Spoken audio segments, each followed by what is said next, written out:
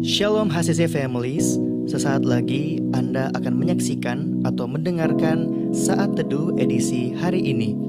Mari persiapkan hati dan pikiran saudara untuk bersungguh-sungguh mengambil waktu, berdoa, dan menyembah Tuhan bersama-sama. Kami berdoa lewat Saat Teduh ini, saudara dikuatkan dan saudara diubahkan lewat firman Tuhan yang luar biasa. Mari siapkan hati saudara dan selamat menyaksikan. Salam, damai sejahtera bagi kita sekalian. Saat ini saya berdoa bagi saudara-saudara sekalian di mana saja saudara berada hari ini. Selalu berada dalam keadaan sehat, selalu dalam perlindungan Tuhan, dan selalu setia dan tetap percaya kepada Tuhan Yesus Kristus. Nah, saudara-saudara yang dikasihi Tuhan, saya melalui renungan kali ini saya ingin mengajak saudara supaya dalam keadaan apapun hidup kita hari-hari ini, jangan pernah kita menyerah dengan kondisi, dengan situasi yang kita sedang alami hari-hari ini. Nah saudara, firman Tuhan dalam Yeremia pasal yang ke-29 ayat 11 berkata, "Sebab aku ini mengetahui rancangan-rancangan apa yang ada padaku mengenai kamu, demikian firman Tuhan, yaitu rancangan damai sejahtera dan bukan rancangan kecelakaan, untuk memberikan kepadamu hari depan yang penuh harapan." Tuhan selalu memberikan hari depan yang penuh harapan bagi setiap kita. Oleh dan sebab itu, kita tidak perlu khawatir, kita tidak perlu menyerah dengan keadaan walaupun sesulit apapun yang kita hadapi hari-hari ini. Saudara yang dikasihi Tuhan, seorang yang tentu saudara sudah kenal, Albert Einstein. Dia seorang penemu barang-barang yang luar biasa, yang punya hak paten yang banyak, saudara. Kita bisa lihat pengalaman hidupnya.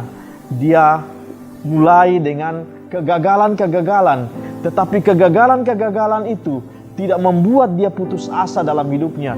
Seringkali dia dikatakan bodoh, otak udang, tetapi itu tidak membuat dia untuk terus berkarya. Itu tidak membuat dia putus asa. Dia terus maju. Akhirnya dia memperoleh keberhasilan. Nah saudara-saudara yang dikasihi oleh Tuhan, Albert Einstein tidak memilih untuk menyerah. Albert Einstein tidak memilih untuk terfokus dengan masalah yang dia hadapi. Tetapi dia melihat bahwa hari depan pasti ada bagi kehidupannya. Nah saudara-saudara, saya ingin mengajak saudara-saudara untuk belajar dari kebenaran firman Tuhan tentang seorang tokoh yang tidak pernah menyerah. Dia mempunyai iman yang sangat besar, yaitu Rasul Paulus, saudara. Dalam 2 Korintus pasal yang ke-11 ayat 23 sampai 25 berkata, saudara, "Apakah mereka pelayan Kristus? Aku berkata seperti orang gila. Aku lebih gila. Aku lebih banyak berjerih lelah, lebih sering di dalam penjara, didera di luar batas, kerap kali dalam bahaya maut. 5 kali aku disesah orang Yahudi, setiap kali 40 kurang 1 pukulan.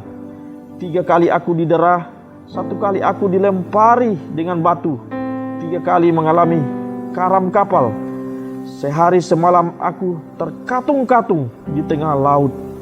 Nah saudara-saudara yang dikasihi Tuhan, Paulus pernah mengalami banyak goncangan dalam kehidupannya. Paulus banyak mengalami hal-hal yang membuat dia punya kesempatan untuk menyerah. Tetapi kita bisa melihat dia punya iman yang sangat besar. Dia punya kekuatan yang sangat besar dalam kehidupannya. Mari kita belajar saudara-saudara. Dia tidak memilih untuk menyerah dengan keadaan yang dia alami hari-hari itu. Dia mau memilih untuk tetap bangkit. Nah saudara-saudara, kalau kita lihat dari nama Paulus saja, saudara, dalam bahasa Yunani, Paulus artinya kecil, saudara. Tetapi memang benar dia kecil, tetapi itu tidak membuat imannya menjadi kecil. Itu malah sebaliknya, imannya adalah iman yang sangat besar dalam kehidupannya. Nah saudara, saya ingin mengajak saudara untuk belajar apa bukti Paulus memiliki iman yang besar. Yang pertama, saudara, Paulus memiliki iman yang besar, yaitu dia mengerti akan sebuah kesempatan. Paulus melihat masalah adalah sebuah kesempatan baginya.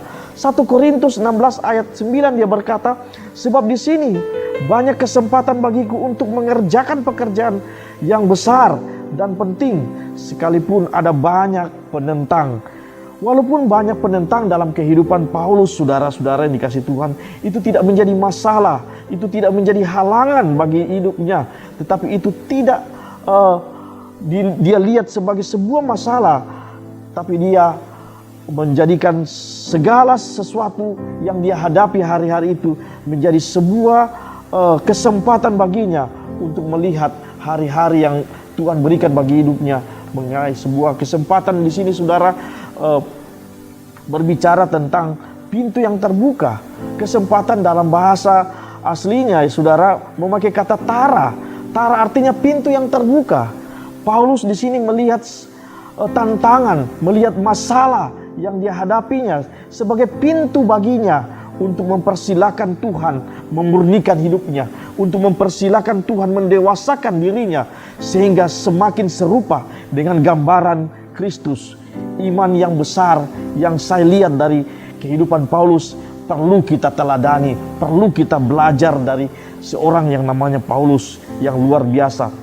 Orang yang punya iman yang besar dan orang yang punya iman yang kecil, kita bisa lihat sebuah perbedaan yang terlihat di situ, saudara. Orang yang memiliki iman yang besar, saudara, dia akan memandang masalah, dia akan memandang kesulitan adalah sebuah kesempatan baginya untuk lebih berkembang lagi, saudara.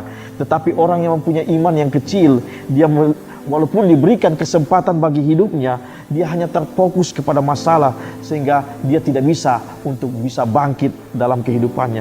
Nah, saudara-saudara yang dikasihi Tuhan, sekalipun kita melihat realitas yang ada dalam kehidupan kita hari-hari ini, kita melihat keadaan yang tidak memungkinkan, yang menyedihkan, menyakitkan, saudara, tidak punya harapan dalam kehidupan kita. Mungkin kita mengatakan bahwa pemasukan lebih kecil daripada pengeluaran, saudara.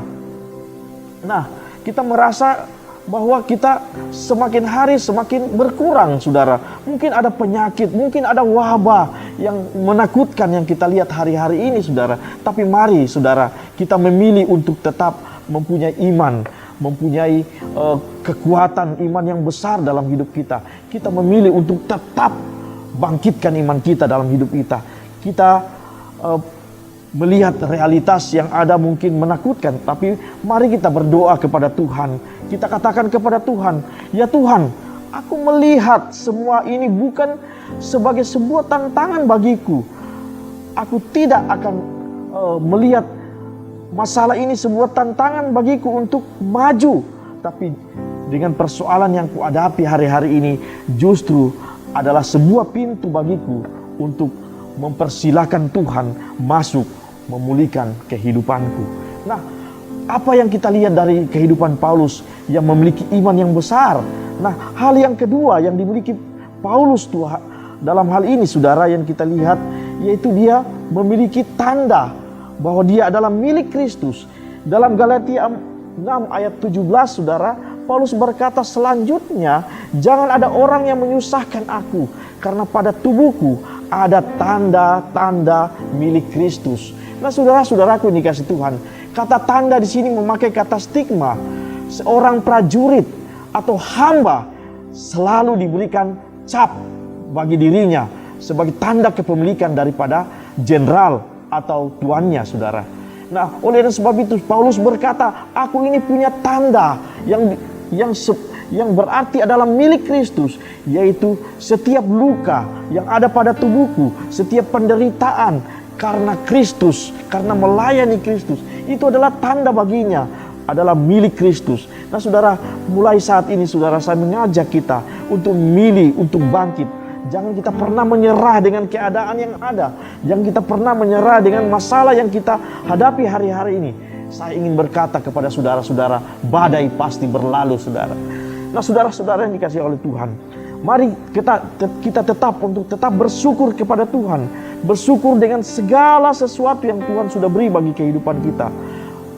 Karena apa yang kita alami hari-hari ini adalah kedaulatan Tuhan. Tuhan pasti memberikan kita hari depan yang penuh dengan harapan. Mari kita tetap percaya kepada Tuhan bahwa rancangan Tuhan adalah rancangan damai sejahtera, bukan rancangan kecelakaan, adalah rancangan yang penuh dengan harapan. Nah saudara-saudara, kita tidak perlu takut dengan masa depan kita. Kita tidak perlu khawatir dengan keadaan-keadaan yang ada saat ini. Tetapi mari kita tetap percaya, mari kita tetap kuat dalam Tuhan. Kita punya iman, kita bangkitkan iman kita bahwa Tuhan pasti menolong kita. Mari kita saudara-saudara, kita tundukkan kepala. Saya akan berdoa buat saudara-saudara yang ada di rumah, di mana saja saudara berada. Bapa di sorga, saat ini Tuhan, hamba berdoa bagi setiap pemirsa yang ada di rumah, yang di mana saja yang mendengar khotbah ini, yang mendengar renungan ini Tuhan. Biarlah Tuhan teguhkan iman mereka, Tuhan kuatkan iman mereka di tengah-tengah masalah yang mereka hadapi hari-hari ini, di tengah-tengah persoalan yang mereka hadapi hari-hari ini, di tengah-tengah tantangan yang mereka hadapi hari-hari ini. Kadang mungkin menakutkan, kadang mungkin mengkhawatirkan, kadang mungkin menggetarkan hati mereka Tuhan. Tetapi hamba berdoa di dalam nama Yesus, melalui firman ini Tuhan, kiranya semakin menguatkan mereka bahwa Tuhan selalu merancangkan rancangan yang besar bagi kehidupan anak-anak Tuhan yang terus berharap kepadanya. Engkau berkati mereka Tuhan, yang sakit Tuhan sembuhkan, yang lemah Tuhan kuatkan, yang berat Tuhan berikan mereka kelegahan dalam hidup mereka Tuhan. Tuhan berkati mereka di dalam nama Tuhan Yesus Kristus. Haleluya. Amin. Terima kasih Anda telah menyaksikan Worship from Home edisi Saat Teduh. Kami berdoa saudara diberkati dan dikuatkan lewat edisi Saat Teduh kali ini. Sampai berjumpa di konten online Worship from Home berikutnya. Tuhan Yesus memberkati.